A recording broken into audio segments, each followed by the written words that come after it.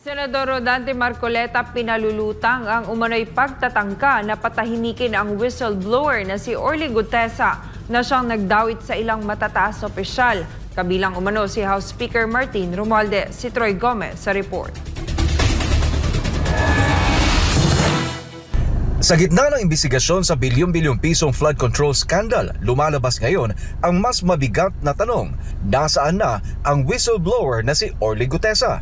Ayon kay Senator Rodante Marcoleta, matapos tumanggi si Gutesa sa Witness Protection Program, tila naglaho na ito na parang bula.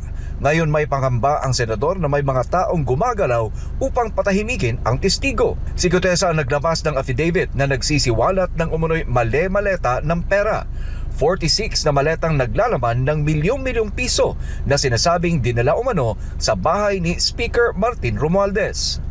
Kaya naman hamon ngayon ni Marcoleta, kung talagang walang tinatago, humarap si Speaker Romualdez sa Blue Ribbon Committee.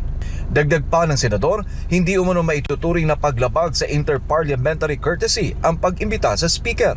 Kaugnay nito'y kinumpirma naman ni Senator Ping Lacson na inimbitahan na ng Senate Blue Ribbon Committee si dating House Speaker Martin Romualdez sa kanilang susunod na pagdinig sa November 14. Ngunit hanggang sa ngayon, araw ng Lunes ay wala pa ring feedback dito ang dating House Speaker. Paliwanag din ni Lacson na ang imbitasyon ay ipinadala sa pamamagitan ni Senate President Tito Soto at dadaan muna kay Speaker Ferdinand Bongbong D bilang interparliamentary courtesy bago maipadala kay Romualdez.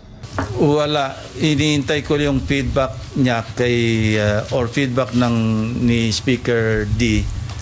At saka dating Speaker Romualdez din kay SP Soto. Kasi nakipag-coordinate lang ako sa office ni Senate President or kay Senate President himself.